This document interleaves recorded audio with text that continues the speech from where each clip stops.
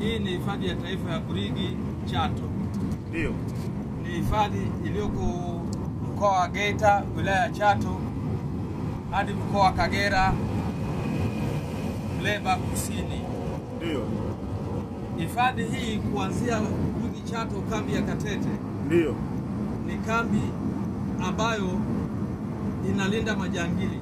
Ndio. Majangili wengi wanaokwenda humu, ndio, wengi wao ni wachumaji wa mikaa na wavunaji wa mbao. Ndio.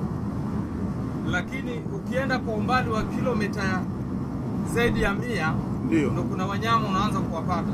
Ndio. Kama swala, unapata nyumbu, wapo humu. Kwa hiyo Watanzania wengi hawajawahi kutembelea Burigi Chato. Wanaisikia tu kwamba ni Burigi Chato, na wanaijua ni Burigi Chato kwa sababu ya kujulia huko mbele huko Kagera huko kuna mtu unaitwa Burigi. Kwa hiyo wengi walijua ni Burigi ile, na kujua kama walijua kama hii ni Katete kama Katete. Hapana, sio Katete. Katete ni kambi ndogo kama kambi zingine. Labda sasa kuna sifa gani katika hii mbuga, lakini pia tabia zake na wanyama wake?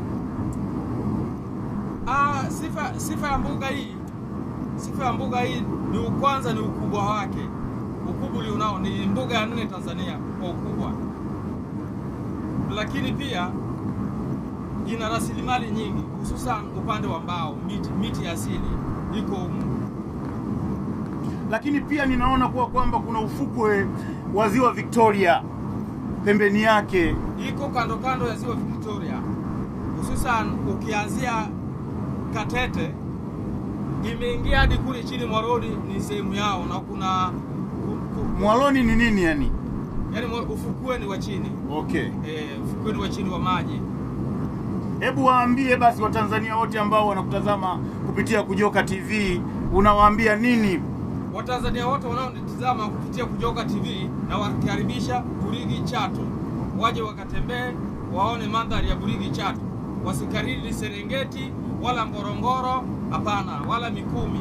Burigi Chato kwa sasa iko juu kiutalii. Asante sana.